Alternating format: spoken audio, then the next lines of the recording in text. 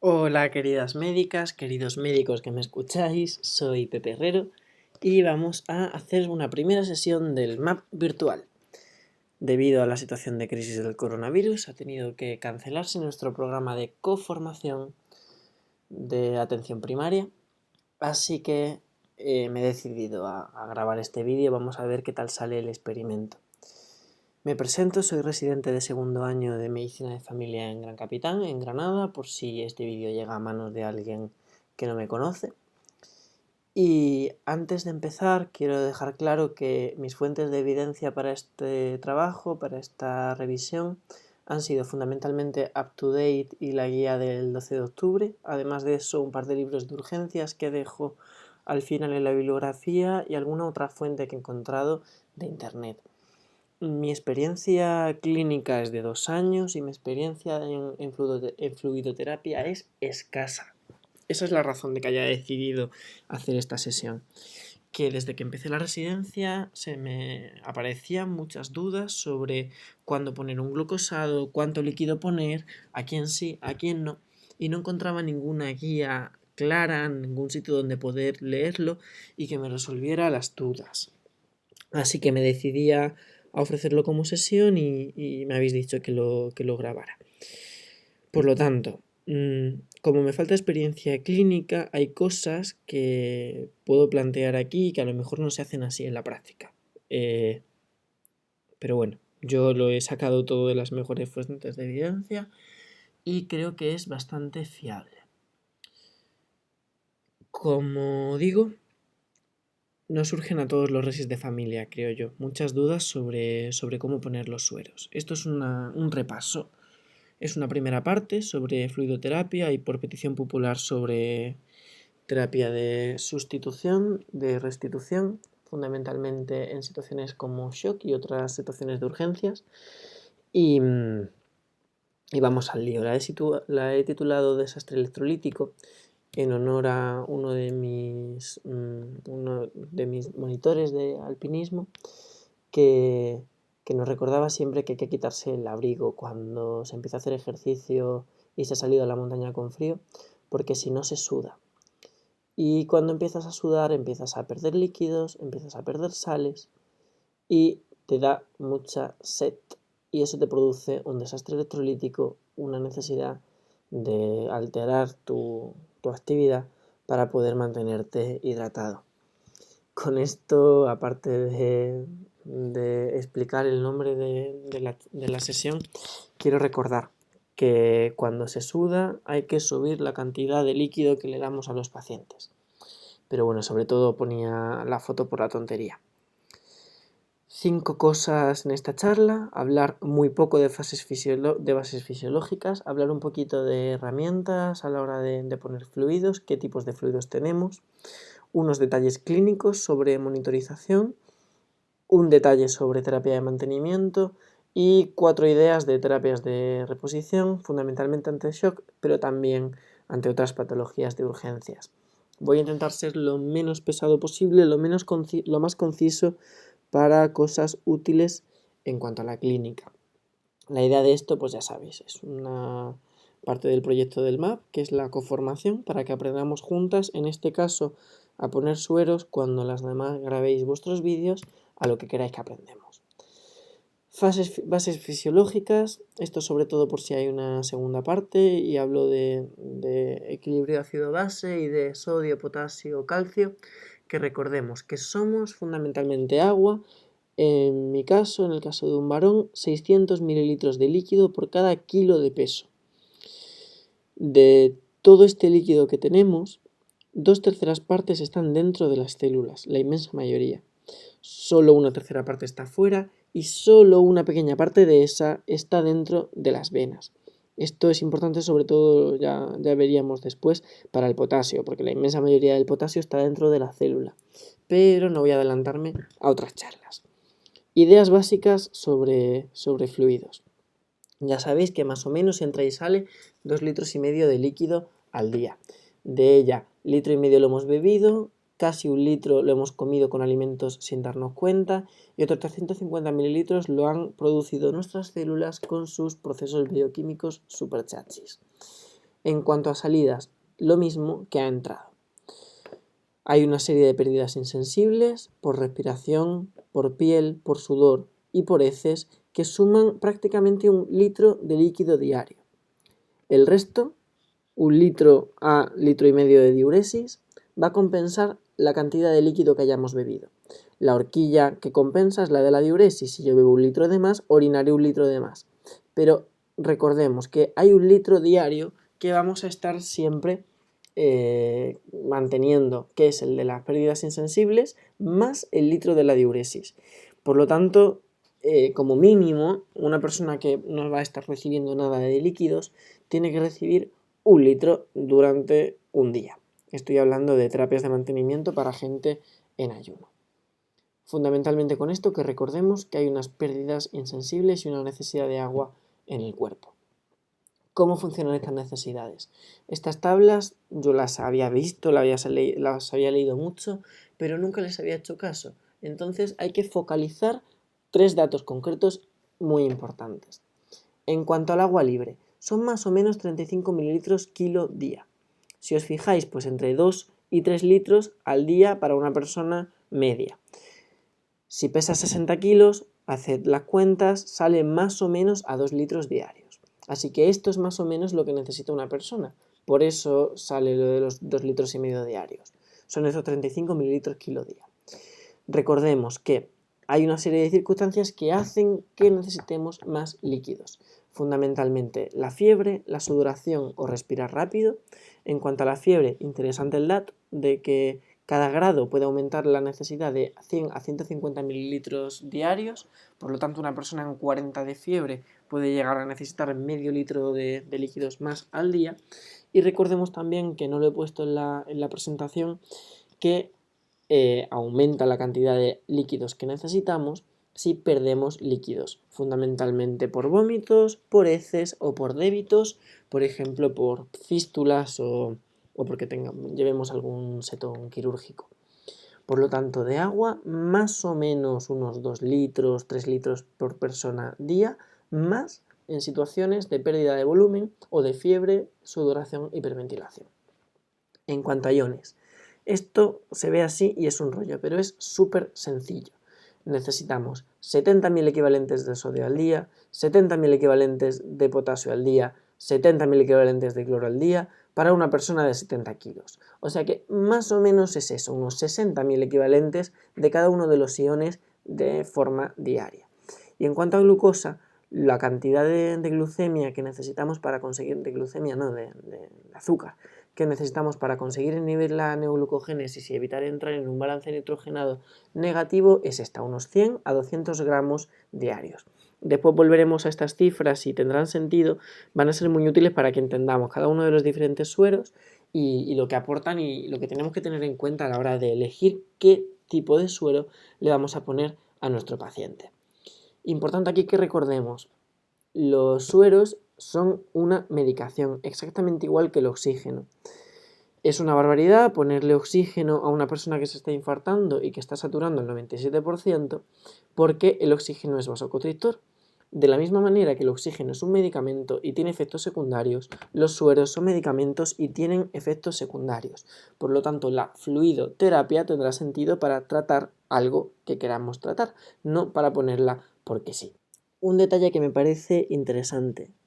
Una cosa es el balance de agua, de líquido libre, y otra el balance de volumen, y son cosas completamente distintas.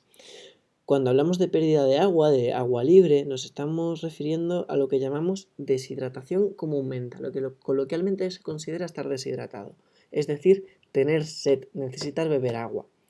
Otra cosa muy distinta es que falte volemia, que falte volumen, que es cuando se ha perdido agua con electrolitos.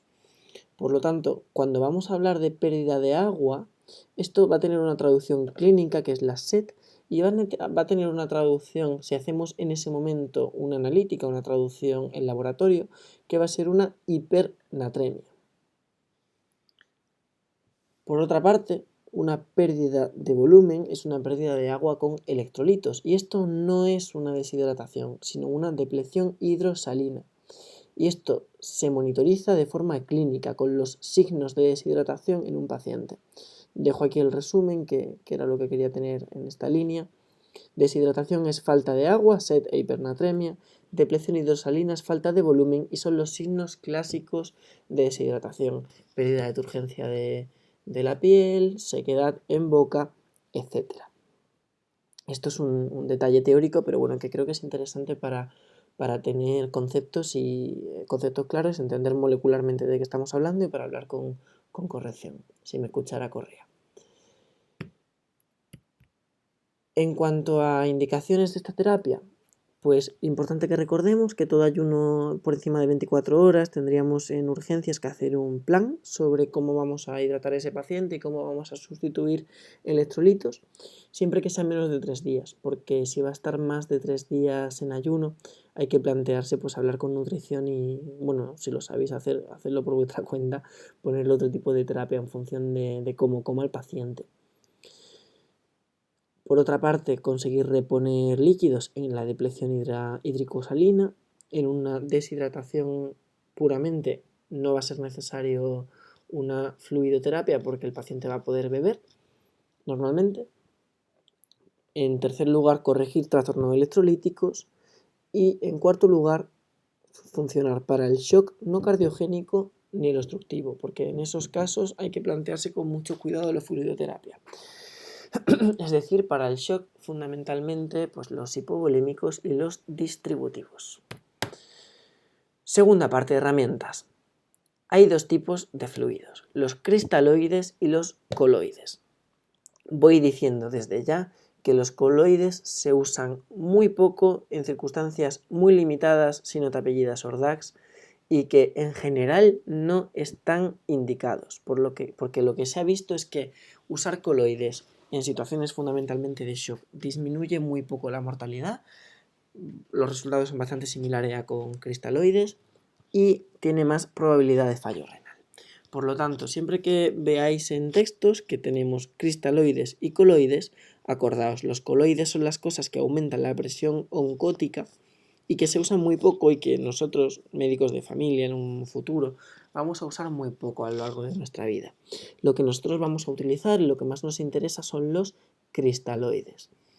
Por eso pongo aquí un cristal. Cristaloides son los fluidos normales y corrientes. Fundamentalmente tenemos uno hipotónico con una osmolaridad la mitad de la de nuestro plasma y los demás son prácticamente isotónicos. He reconstruido esta tabla del 12 de octubre. ¿Qué cristaloides tenemos? Pues tenemos los cristaloides que traen fundamentalmente sal y por eso no tienen nada de potasio, nada de calcio, nada de azúcar. Los modificados, los tamponados, que son el Ringer y el Ringer lactato, y los que tienen azúcar. Uno de ellos no tiene ningún tipo de electrolito, solo azúcar, que es lo que mantiene su poder osmótico, y otro de ellos es glucosalino, mantiene su poder osmótico con su sodio y con su azúcar. Cosas que tenemos que hablar de cada uno de estos sueros. El salino hipotónico nos puede servir para situaciones de hipernatremia, que haga falta corregir sobre todo agua libre con menos cantidad de electrolitos. Esto lo hablaremos en una posible futura sesión, espero que presencial, de sodio, de correcciones del sodio. El salino es el fisio de toda la vida. Tiene una osmolaridad prácticamente igual a la del plasma y tiene un sodio de 154 con un cloro de 154 mil equivalentes por litro. ¿Qué significa esto? Que si yo le paso a un paciente medio litro de fisio, le estoy pasando 154 entre 2, que son 70 y algo, mil equivalentes de sodio y de cloro. Que si recordáis un par de diapositivas antes, es prácticamente lo que necesita una persona de 70 kilos para todo un día, medio litro de fisio. Es decir, que con cada medio litro de fisio le estamos dando a un paciente todo el sodio y todo el cloro que necesita para todo ese día. Por lo tanto, cosas a considerar de un salino de toda la vida, de un fisiológico, que hay que evitarlos en estados hipervolémicos porque tienen muchísima sal y por lo tanto van a edematizar al paciente, a gente que maneje mal líquidos, insuficiencias cardíacas. y también que tiene muchísimo cloro. Y como tiene tanto cloro, predispone a acidosis hiperclorémica. Así que en pacientes en acidosis hiperclorémica hay que tener mucho cuidado con el fisio, o en gente que esté predispuesta a acidosis. Podemos intentar buscarle otro tipo de sueros. En primer lugar el salino hipotónico, en segundo lugar el fisio de toda la vida. He dejado aquí en esta tabla, para que no se pierda, una cosa que no venía en el del 12 de octubre, que son los salinos al 20%.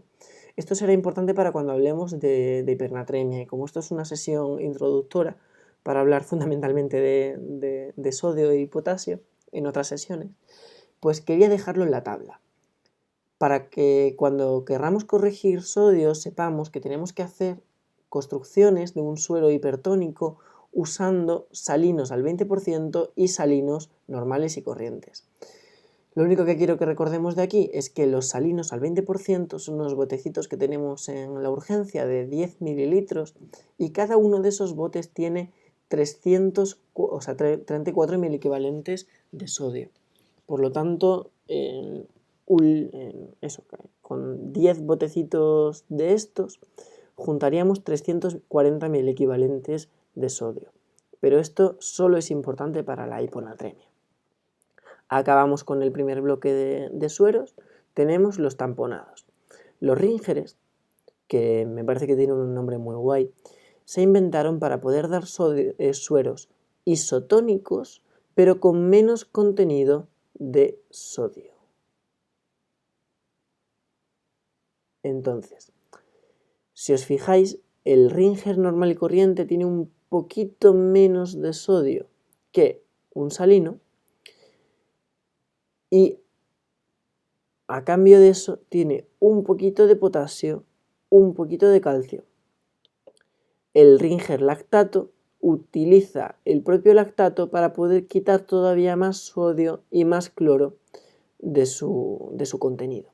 Tiene el mismo potasio y un poquito menos de calcio que el otro. ¿Para qué nos sirven estas diluciones, estos líquidos tamponados? Nos sirven para conseguir darle a un paciente un líquido isotónico con la misma capacidad para mantener volemia, pero con menos sodio y por lo tanto, en primer lugar, con menos probabilidad de hacer problemas para los estados hipervolémicos, y en segundo lugar, con menos cloro para poder producir con menos frecuencia el Ringer lactato acidosis hiperclorémicas. ¿Cuándo hay que tener cuidado con estos fluidos, con el Ringer y con el Ringer lactato? Fundamentalmente en hiponatremias, porque tienen menos sodio, y el Ringer lactato, debido a que usa lactato, en situaciones de hepatopatía o con hígados a los que les llega menos sangre, porque van a tener estos pacientes más dificultad para lavar el lactato y podríamos meterlos no en una acidosis hiperclorémica, pero sí en una acidosis láctica.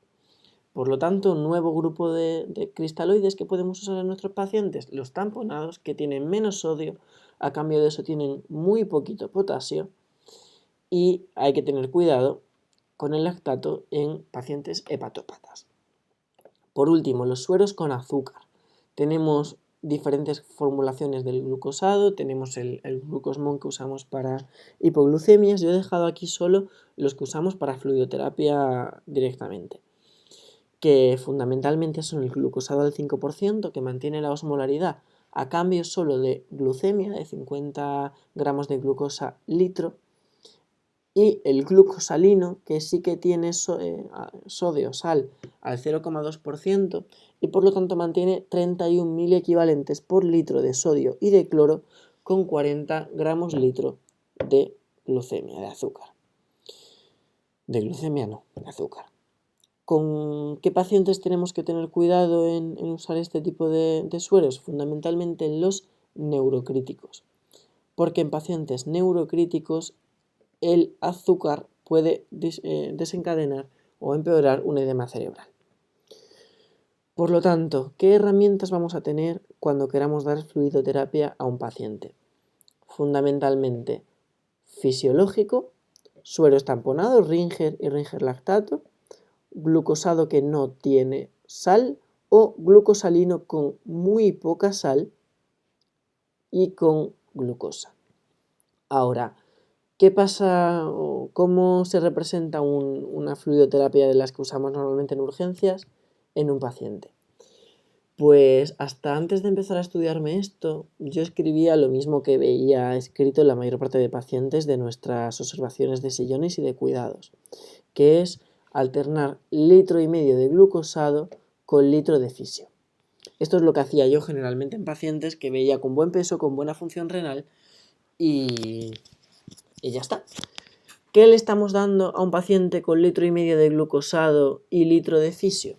Pues le estamos dando 2,5 litros de agua y si sumáis le estamos dando su litro de sal por el fisio, es decir, sus 150.000 equivalentes de sodio y de cloro, 0 de potasio y 150 gramos de glucosa por el glucosado, los 3 sobrecillos de medio litro de glucosado.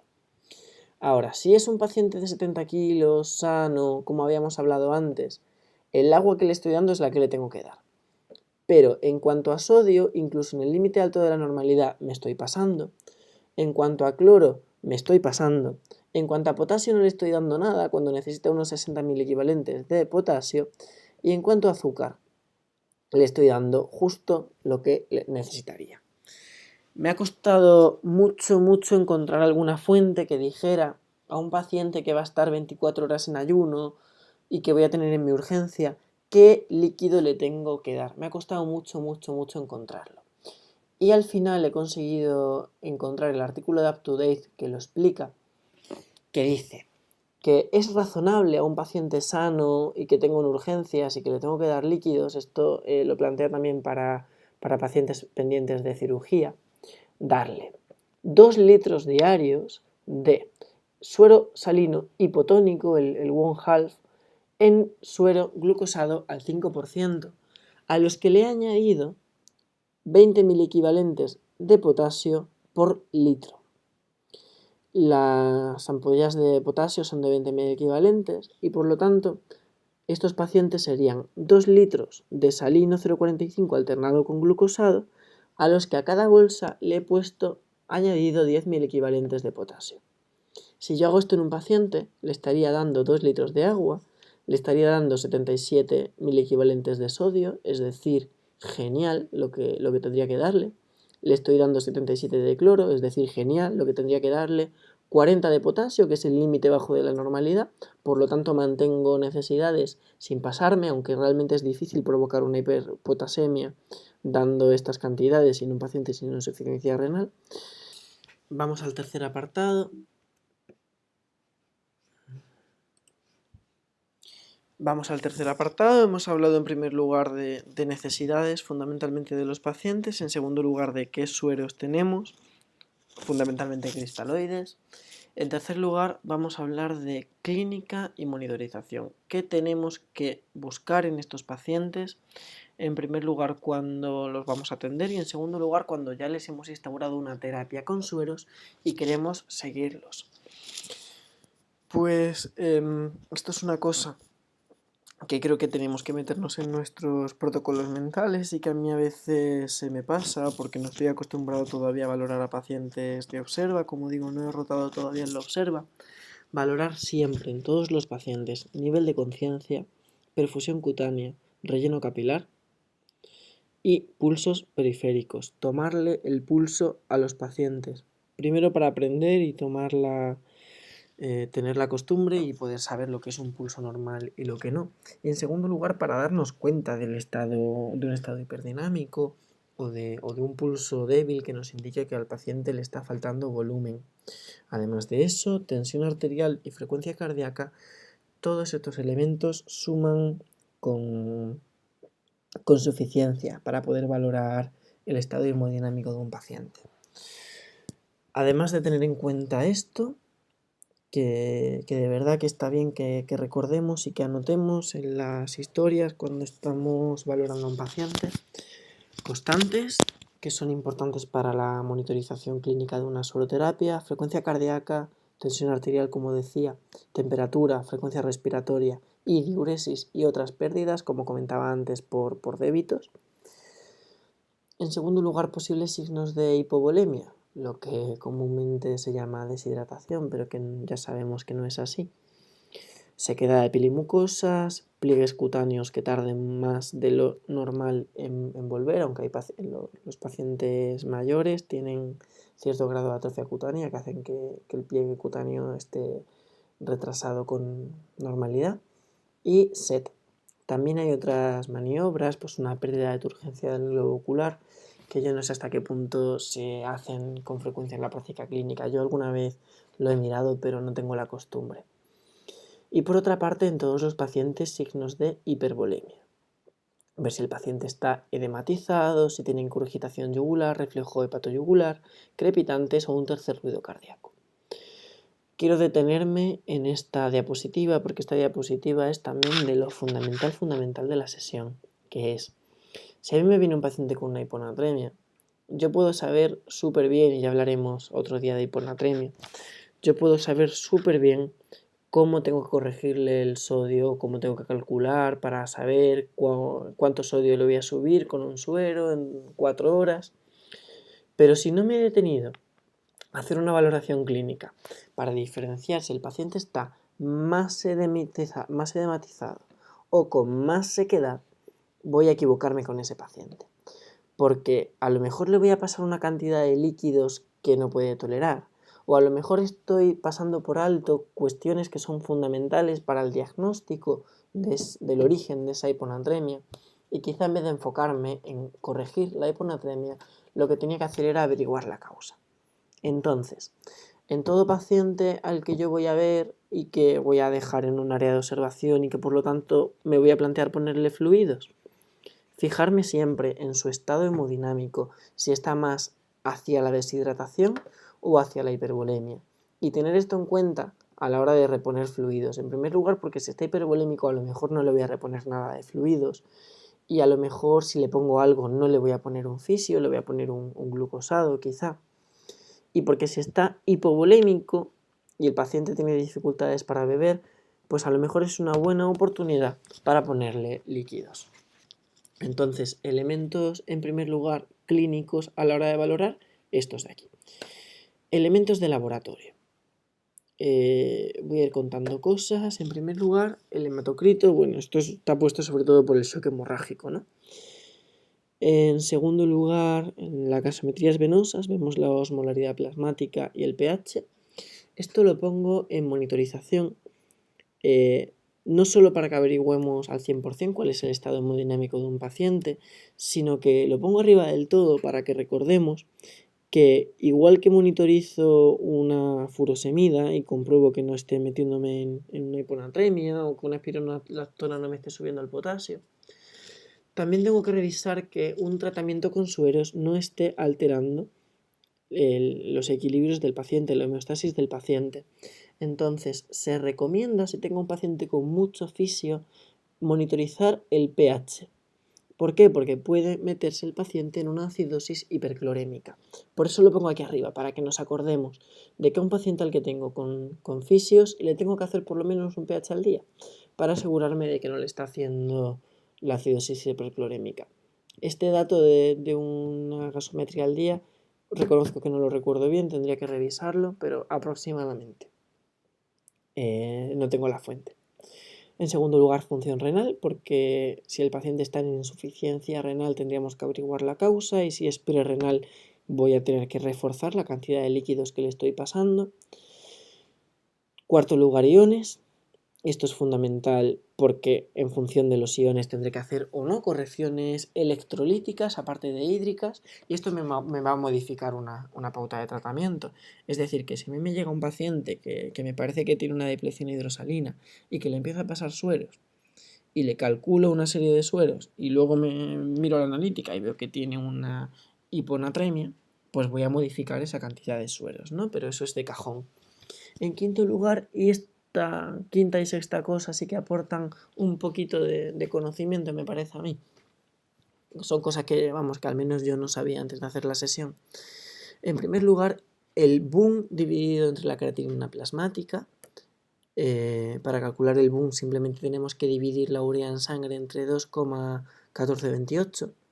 Pues esta división de aquí la urea entre 2,1428 dividido entre la creatinina plasmática, nos da una idea de la hidratación del paciente según UpToDate.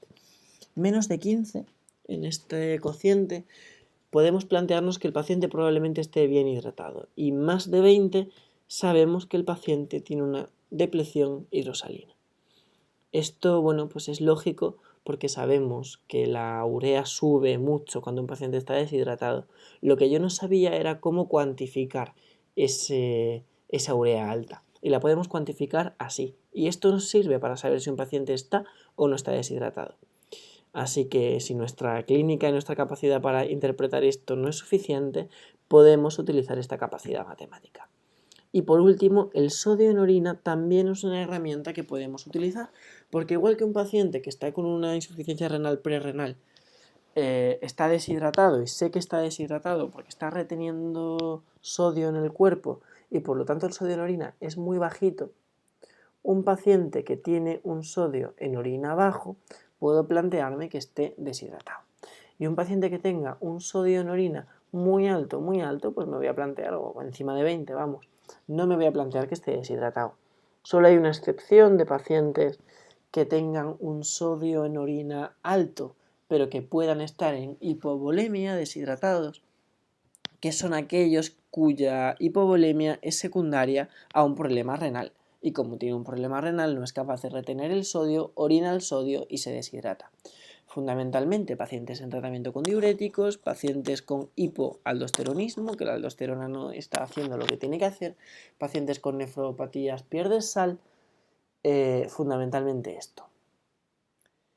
Entonces, en la inmensa mayoría de los pacientes en los que no sospechemos una hipovolemia con un sodio alto por pérdida renal, vamos a poder utilizar el sodio en orina también para monitorizar si el paciente está o no está deshidratado.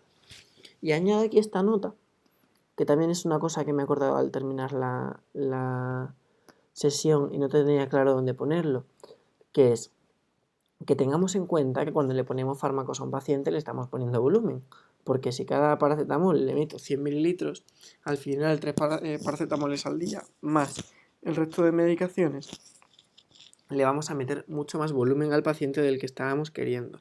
Así que corregid también el agua libre que le ponéis al paciente en función del volumen que le estáis poniendo por fármacos. Se acaba el punto 3 y estamos llegando ya al final de la sesión.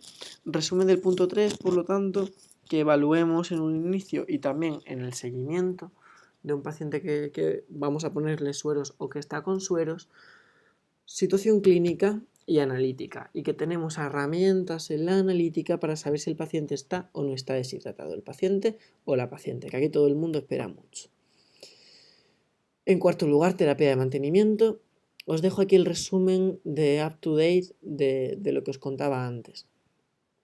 ¿Qué plantea UpToDate? Pues que el objetivo es mantener la cantidad de agua y de electrolitos que tiene que tener el paciente, que los pacientes que están ingresados a febriles, que no comen pero que tampoco se mueven, los podemos mantener con 1 litro de agua libre, pero que aquellos pacientes que necesitan terapia de mantenimiento, que no aclara en ningún sitio quiénes son, podemos hacer la solución que yo os dije antes, que no tiene mucha evidencia, me imagino que porque no se han hecho muchos estudios sobre esto, y que evidentemente vamos a modificar esas terapias si baja el sodio, si sube el sodio o si baja el potasio. Si baja el potasio en un paciente que tenemos en la observa, vamos a acordarnos de que probablemente sea porque no le estamos dando potasio, porque para que un paciente tenga el potasio que tiene que tener, tenemos que haberle puesto 40.000 equivalentes de potasio al día, y eso no lo corregimos con ninguno de los sueros que tenemos preparados. Solo se corrige si le ponemos potasio del de 20.000 equivalentes por ampolla. Así que acordaos de esa gente en ayunas, ponerle un poquitico de potasio antes de que el potasio les empiece a bajar. Estos eran los únicos detalles sobre la terapia de mantenimiento, aparte de una sesión que he encontrado de la doctora Suárez Gutiérrez, a la cual no tengo el placer de conocer. Esta sesión era de internet y proponía otros tipos de terapias de mantenimiento.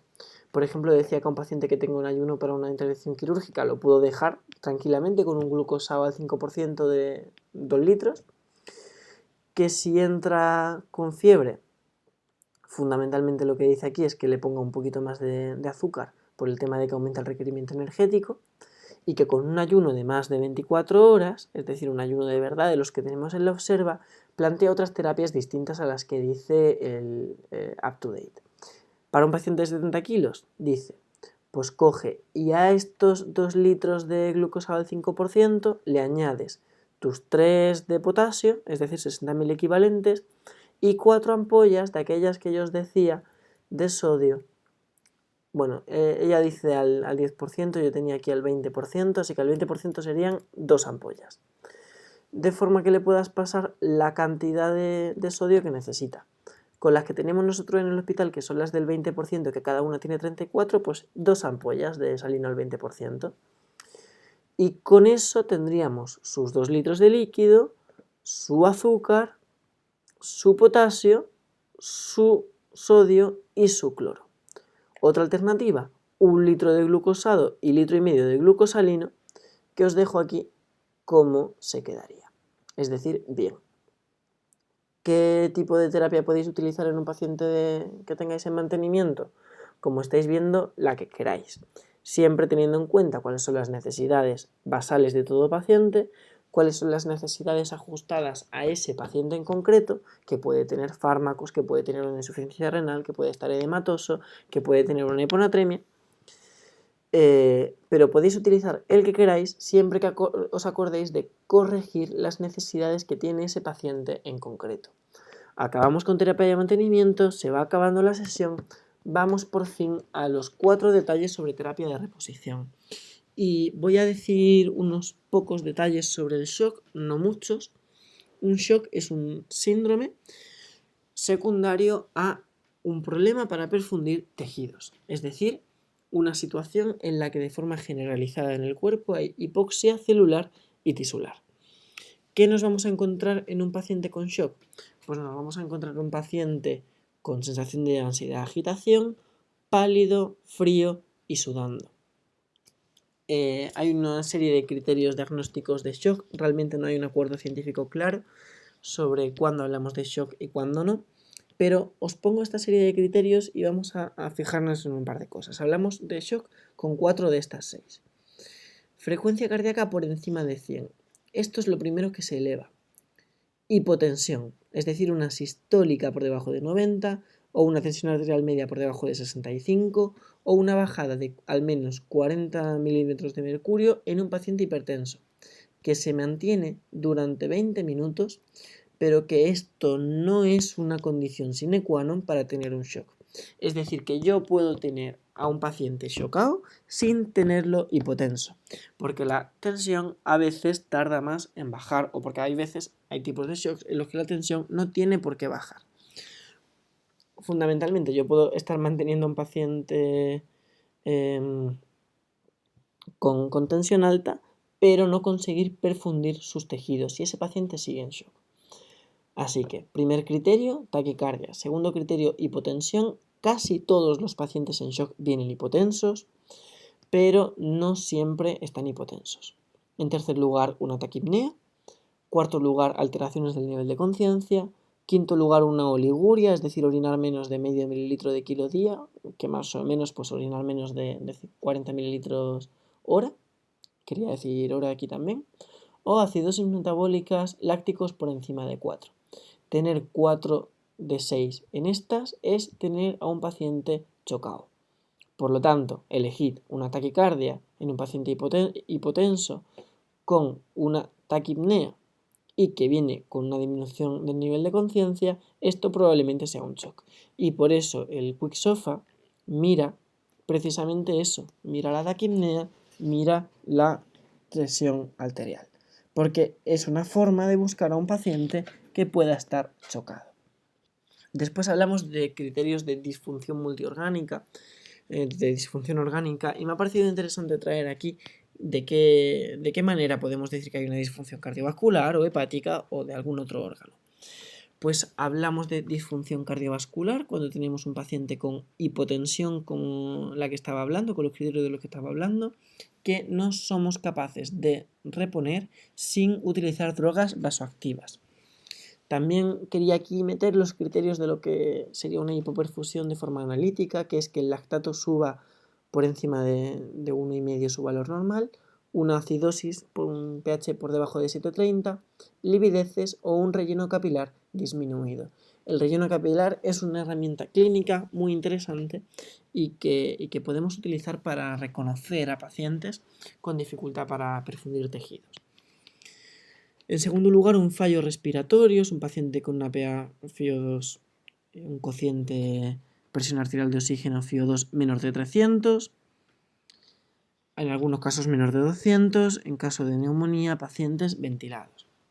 Aquí quiero aprovechar para comentar un detalle que escuché el otro día en una sesión de urgencias, que es de internet, que es que cuando nosotros anotamos la saturación de oxígeno de un paciente con la FiO2 con la que lo tenemos, no nos cuesta nada anotar el valor de la PaO2 barra FiO2 y es un indicador mucho más claro de cómo está consiguiendo oxigenarse el paciente. Porque, bueno, yo me hago una idea de que si necesito tener un reservorio para mantener al paciente por encima del 90%, pues el paciente está jodido. Pero la forma de objetivarlo es con este cociente y no nos cuesta nada en urgencias ponerlo. Bueno, nos cuesta que estamos saturados y que no tenemos tiempo para hacer absolutamente nada ni ir al baño, ¿no? Pero que idealmente lo podemos poner. Tercer lugar, disfunción orgánica neurológica, un Glasgow menor de 14, es decir, por debajo de 13, incluido el 13, un paciente confundido o con consucción, lo que queráis, o obnubilado. Fallo renal, la oliguria de la que hablábamos antes, mantenida 2 horas pese a darle fluidos. Una disfunción hepática, una bilirrubina total por encima de 2 o que ha multiplicado en 2 su valor basal. Y hematológica, una plaquetopenia por debajo de 100.000. Pongo aquí el TTPA y el INR para que los tengamos en cuenta, realmente funcionan, dependen más bien del hígado, ¿no? Pero bueno, para que tengamos en cuenta criterios que nos tienen que hacer pensar en disfunciones orgánicas.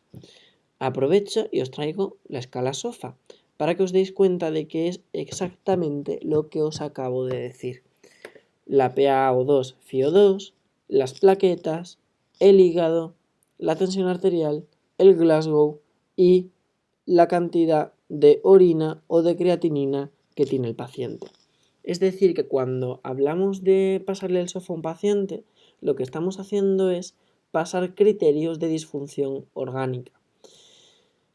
Y bueno, pues esto es interesante para que ya desde resis chicos vayamos dándonos cuenta de lo que es un fallo orgánico, ¿no? Un SOFA alto precisamente de lo que me está hablando es de un paciente con fallos orgánicos. ¿Cómo repongo líquidos en un shock? Lo primero que tengo que hacer en el shock es identificar la causa. Tengo que ver los electrolitos y tengo que poner bolos de líquido. ¿Cuánto? A todo lo que dé. Lo de los electrolitos lo dejo aquí porque en realidad no lo puedo corregir hasta que no veo la analítica, pero la gasometría venosa en urgencias me tarda 15 minutos. Así que lo dejo aquí para que nos acordemos de corregir también en función de lo que vea la gasovenosa. 2 preguntas: ¿qué líquido le voy a poner? Que es esta de aquí, y ¿cuánto líquido le voy a poner?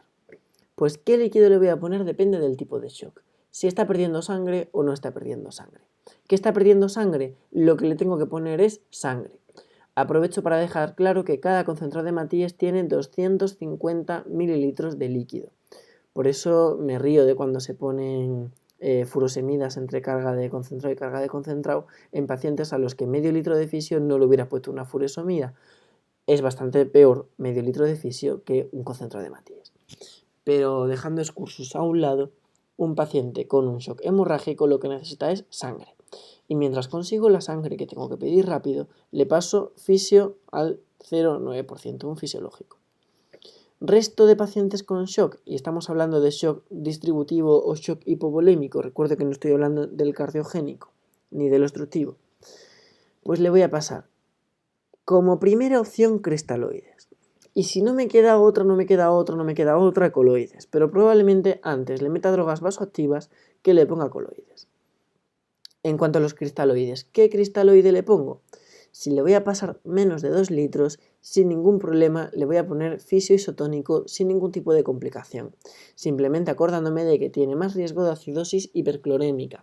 Así que esto lo modificaré si veo la gaso y el paciente está acidótico o con hipercloremia.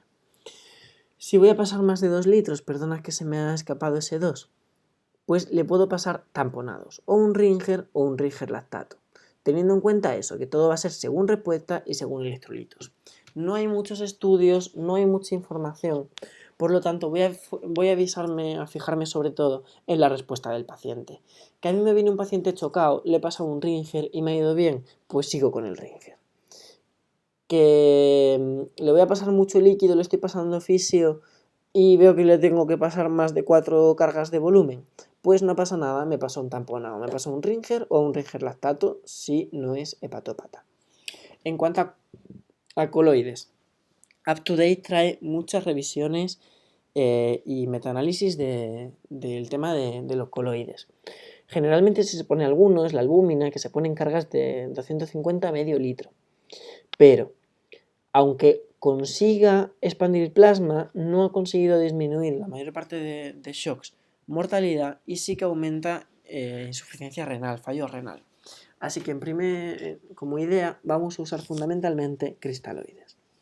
Por lo tanto, tengo un paciente chocado y eso lo sé porque lo tengo con disminución del nivel de conciencia, lo tengo con la piel fría, lo tengo taquicárdico, lo tengo taquipneico y lo tengo orinando poco, por ejemplo.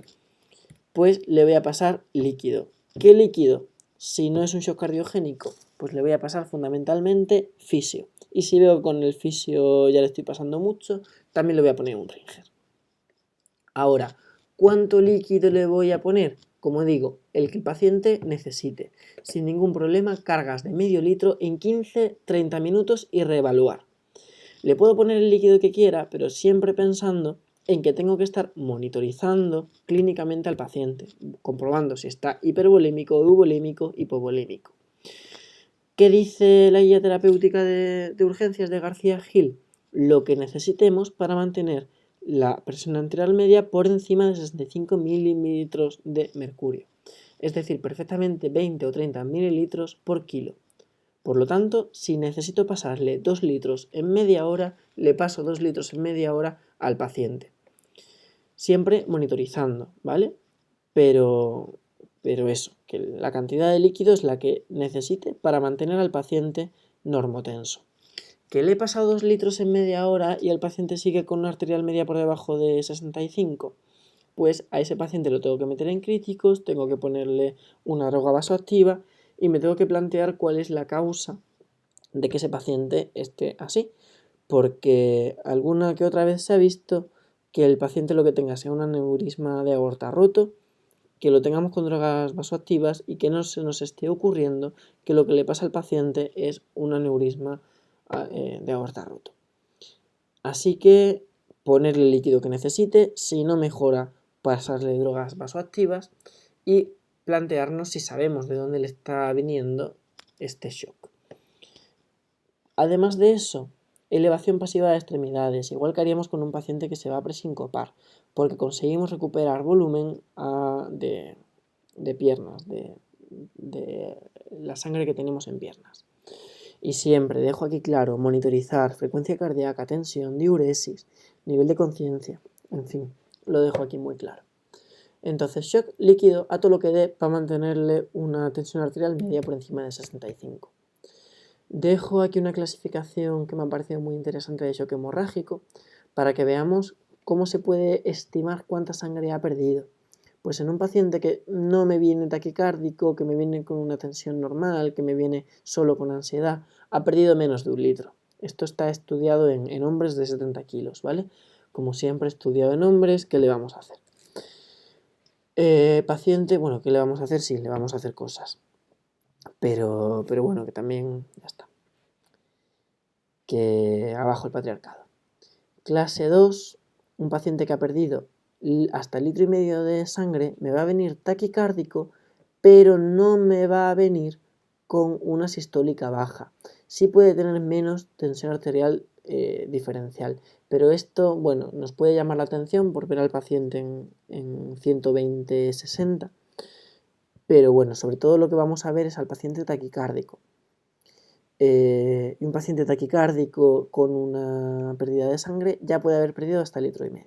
Ahora, si el paciente me viene con la sistólica baja, ya ha perdido por lo menos 1,5 litros de sangre y por lo tanto sí o sí va a necesitar que le pongamos una transfusión. Por lo tanto, paciente en shock hemorrágico, sí o sí le tengo que pasar sangre, no tengo ninguna duda, ¿vale? A quien no le tengo que pasar sangre es un paciente que me viene con una hemorragia sin shock, pero shock hemorrágico le paso sangre. Eso era fundamentalmente lo que quería contar. Por último, pancreatitis. Una pancreatitis aguda sin ningún problema, 5 a 10 mililitros kilo hora durante el primer día, es decir, a 250 mililitros hora, porque le vamos a estar pasando durante los 2 primeros días 6 litros diarios a ese paciente. Una sepsis, como decía, 2-3 litros de líquido, pues perfectamente en 3 horas, en menos tiempo si lo necesita. Y por último, y se acaba esta sesión, esto lo saco del doctor Vargas, del servicio de urgencias y también del resto de manuales que he usado para toda la sesión. Un paciente con un coma diabético, que voy a usar fisiológico, excepto que tenga hipernatremia. ¿Cuánto tengo que corregir en una cetoacidosis? Unos 3-6 litros, en una hiperosmolar entre 8 y 10 litros de media. Y voy a corregir eso en un día, pero las primeras 12 horas van a hacerse de forma especial. La primera hora de un paciente que me viene con un coma diabético, le tengo que pasar prácticamente 1 litro de sangre, o sea, 1 litro de líquido de fisio, a 15 mililitros kilo hora. De la segunda a la cuarta hora, es decir, durante las siguientes 3 horas, medio litro por hora, es decir, a 7,5 mililitros kilo hora, lo podemos calcular en función del peso del paciente, en un peso medio sería esto. Por lo tanto, cuando acabe la cuarta hora de un paciente que ha venido por un coma diabético, tengo que haberle pasado 2,5 litros. Y de la cuarta a la 12ª hora, 250 mililitros por hora a 3,5 mililitros kilo hora, para que cuando acabe ese tiempo le haya pasado esta cantidad de líquido. Según el libro de Terapéutica Médica de Urgencias de García Gil, haberle pasado 4 litros de líquido en las primeras 8 horas. Por último, corolario. Dejo este resumen del 12 de octubre sobre normas de fluidoterapia intravenosa. Ideas. No hay un protocolo. Tenemos que individualizar en función del paciente. Hay que estimar cuánta agua, cuántas sales y cuánta glucosa necesita. Hay que estimar cuánto líquido está perdiendo. Hay que pensar qué patologías tiene ese paciente y hay que elegir qué líquido y a qué velocidad. Y todo esto tendríamos que hacerlo con todos los pacientes de sillones y de observa y de frágiles. Y en segundo lugar, a todos los pacientes los voy a monitorizar clínicamente con lo que os decía y por último con los datos de laboratorio, que es lo mismo que he explicado antes. Monitorización invasiva, pues me imagino que la observa se hará, yo a tanto no llego. Fundamentalmente, cuando vayamos a prescribir un líquido, que nos planteemos en primer lugar cuál y cuánto y en segundo lugar seguir a ese paciente. Bibliografía, y con esto acabo la sesión. Espero que os haya parecido de utilidad porque yo le echaba esto toda la tarde y nos vemos en sesiones próximas y espero que dentro de poco en la montaña y en los bares. Un besillo.